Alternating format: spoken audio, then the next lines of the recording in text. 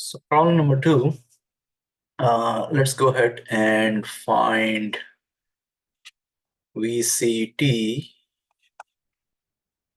and also let's find what is the current passing through the capacitor ICT for t greater or equal to 0, 0 positive or 0, whatever you want to call it.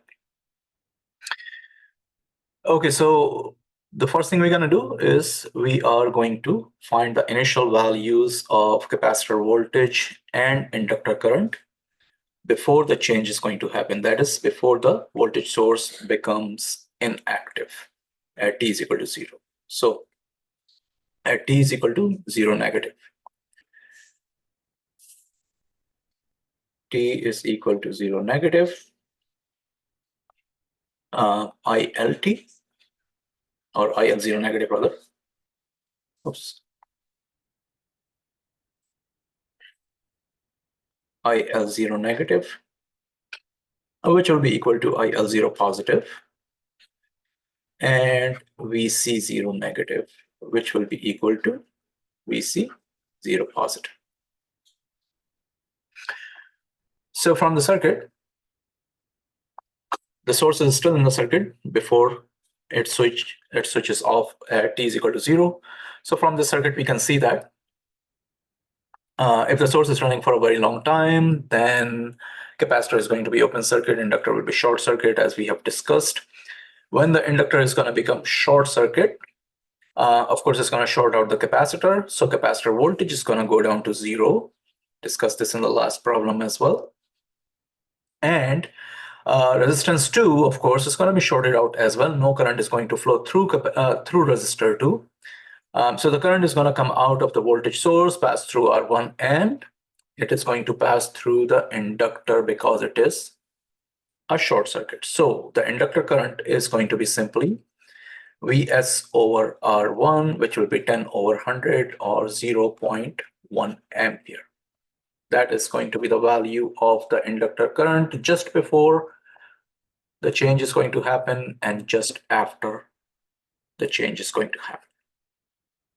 And now we are going to find the expression for the voltage across each component or voltage across the capacitor greater or equal to 0, 0 positive, 0, whatever you want to call it. And also we're going to find out what will be the current passing through it. So for the natural circuit is going to look like when we short out the source.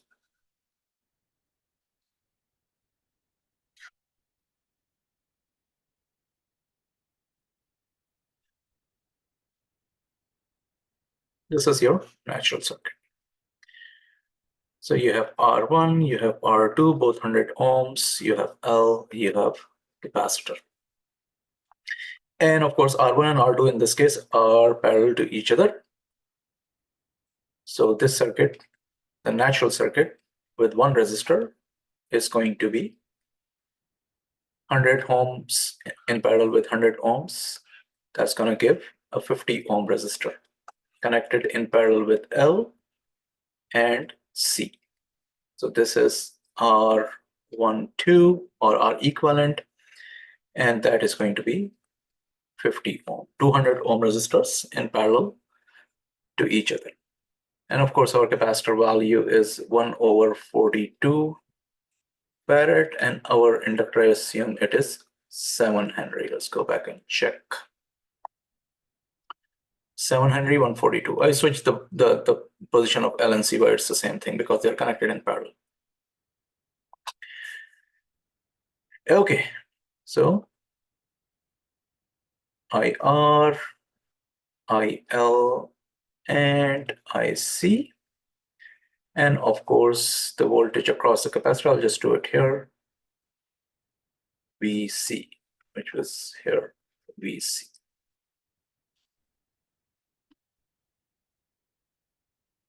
Let me talk a little bit, maybe gets confusing.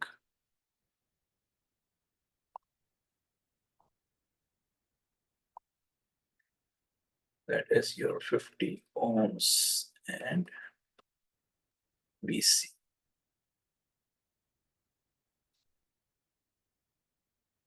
So that's my natural circuit. And from this natural circuit, we're going to go ahead and calculate what is the damping type and all those things. So let's go ahead and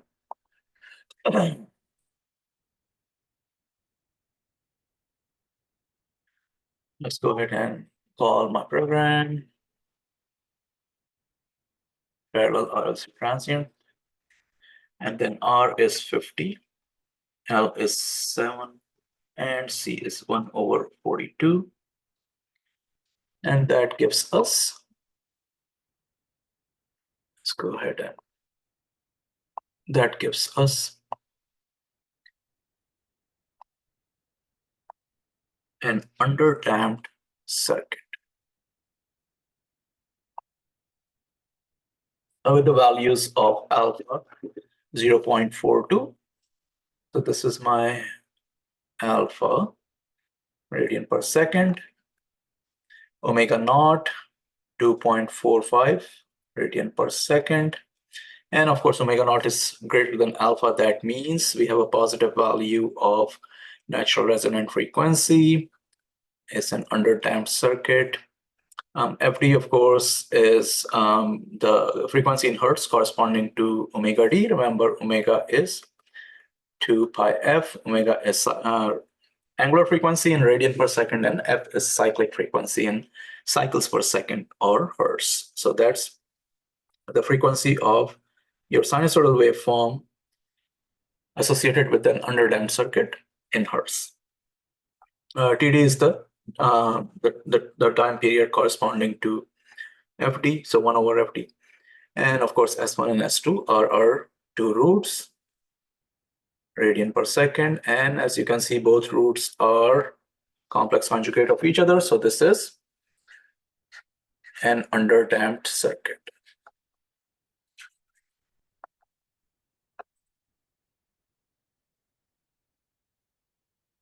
So if we have an underdamped circuit, we're going to write down our generic expression for the capacitor voltage, which will be e to the power negative alpha t. We have the value of alpha 0.42. So e to the power negative 0.42 t.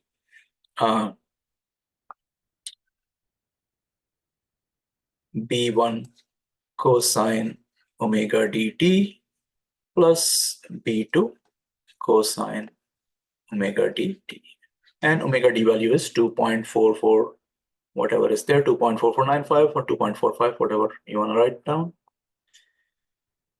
So we have to find two things. We have to find B1 and B2, volt t greater or equal to 0 positive. To find B1 or B2, to write an equation, the first thing that we do is to evaluate the value of this expression, or evaluate this expression at the initial value. So at t is equal to 0 positive, we see 0 positive is equal to e to the power 0 is 1, b1 cosine 0 is 1, and oh, this should be sine, not cosine,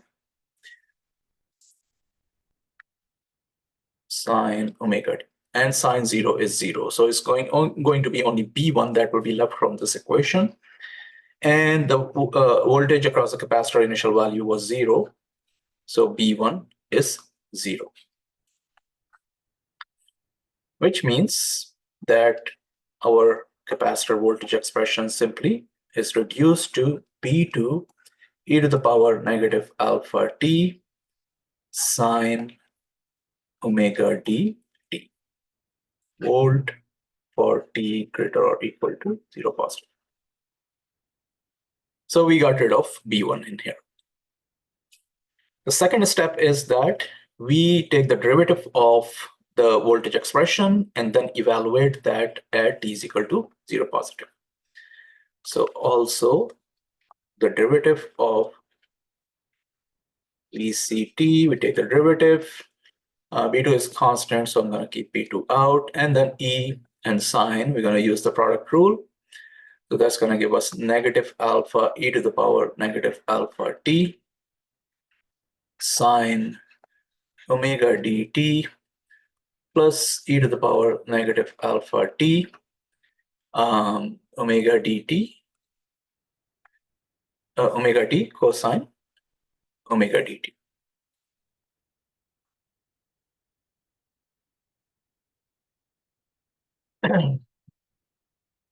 So derivative of e to the power negative alpha t times sine omega dt plus e to the power negative alpha t and the derivative of sine omega dt. And again, we are going to evaluate this at 0 positive. Sine is going to go down. Sine is going to go to 0 when you put t is equal to 0, and exponent function will be 1 and cosine will be 1. So omega d times b2. And from this expression, we know that derivative of capacitor voltage is indeed the capacitor current IC over C, and we evaluate that at 0 positive. Omega d b2. And as we discussed earlier, from this circuit right here, capacitor current plus inductor current plus resistor current all equal to 0 according to KCL. So capacitor current is negative IL minus IR. Negative IL0 positive minus IR0 positive over C is equal to omega d b2. And we know that the current passing through the resistor is nothing but, using Ohm's law, the capacitor voltage, which is across each component, divided by the resistor value. And this resistor is basically R12. Over capacitor is equal to omega d b2. What implies. All right. And we know that capacitor voltage is 0, which will make the resistor current to be 0, initial value that is. So our next expression, or to calculate V2, is simply negative IL0 positive over omega d times C.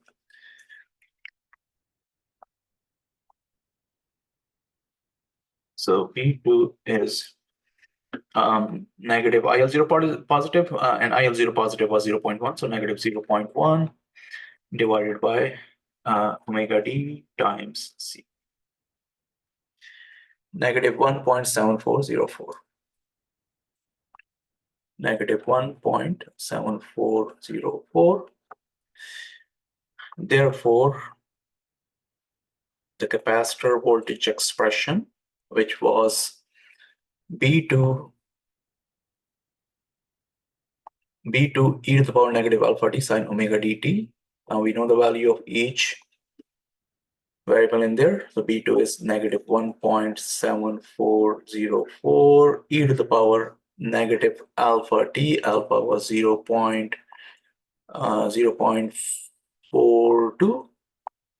So negative 0.42 t, and sine omega dt. Omega d is 2.4132. So 2.4132 t volt for p greater or equal to 0 positive. This is the expression for the voltage.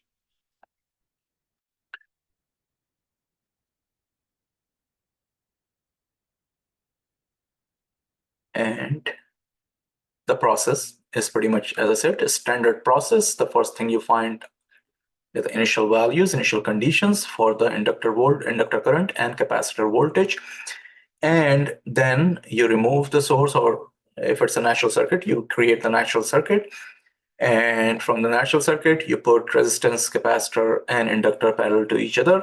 And once you put them parallel to each other, you calculate the damping of the circuit, you calculate the Napier frequency, the resonant frequency, and the two roots of the characteristic equation.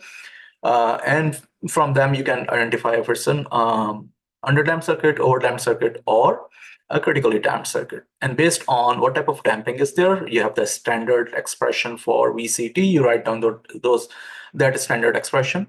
And in that standard expression, you have to find out the values of the unknown coefficients.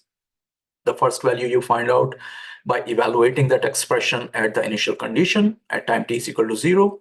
And the second value you find out by taking the derivative of the voltage expression and then evaluating the value of that derivative at 0 positive.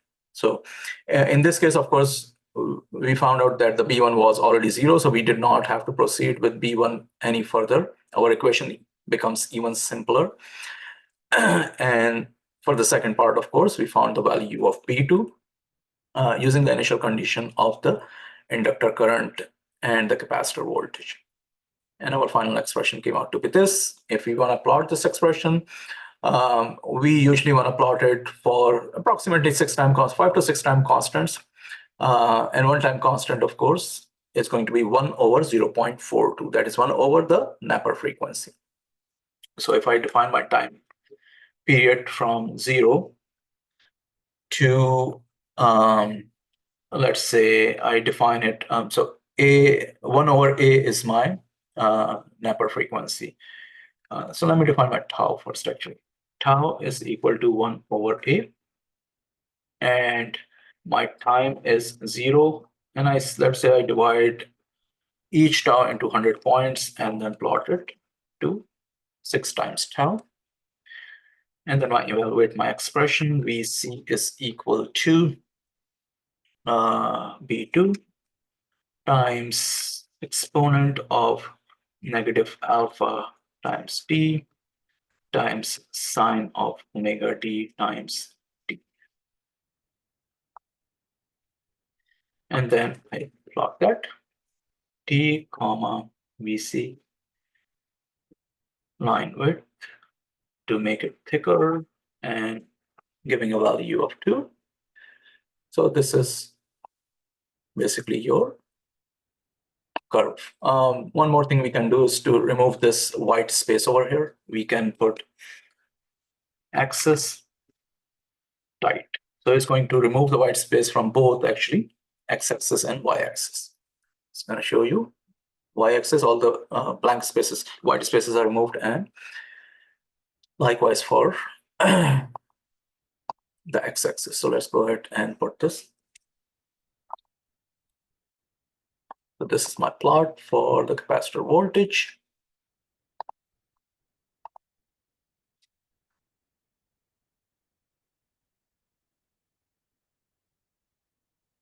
VCT versus T. And this is time in seconds, and this is VCT.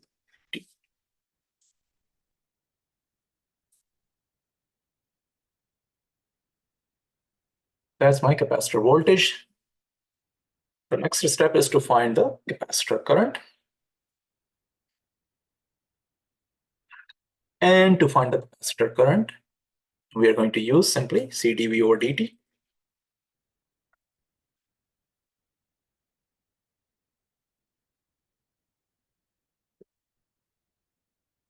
Now, according to our direction of the capacitor current, as you see, we are assuming that it is going into the capacitor. That is positive and negative in this direction. So we're going to use C dV over dt. If we know that capacitor current is coming out, then of course we use negative C dV over dt. So C times generic equation. Let me just write down generic equation. D over dt, and we have B2 e to the power negative alpha t sine omega dt. So when we take the derivative of that, we have B2 times C negative alpha e to the power negative alpha t sine omega dt plus e to the power negative alpha t omega t cosine omega dt.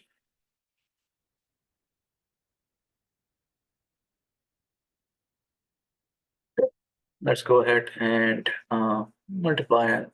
So let's write this down as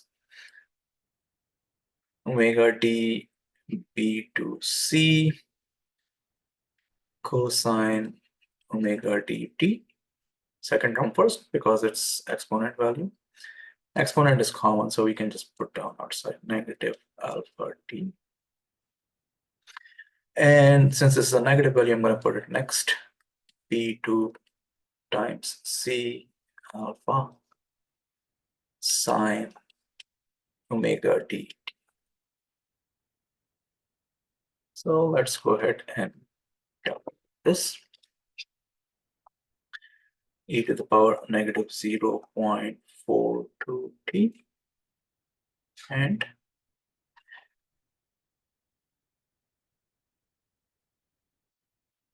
b2 times omega d times c negative 0.1 b2 times omega d times c negative 0.1. Oh, since b2 was b2 negative? Oh yeah, b2 is negative, so the second term actually is going to become positive. So let's, instead of switching it around, I'm going to go back and put down negative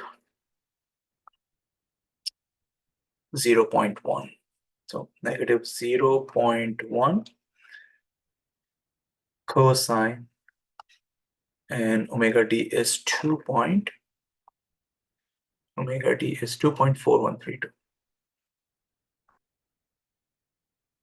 2.4132 t, and the first term is going to be negative alpha. So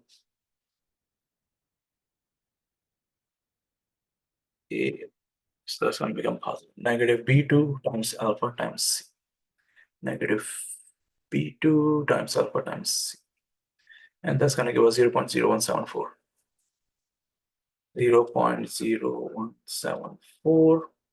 And that's going to be the sine term. Sine is 2.4132 t.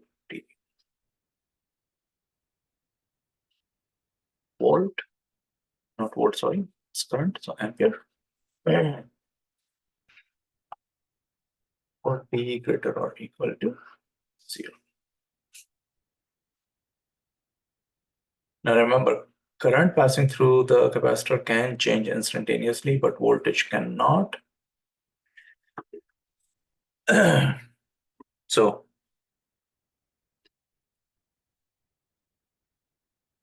point.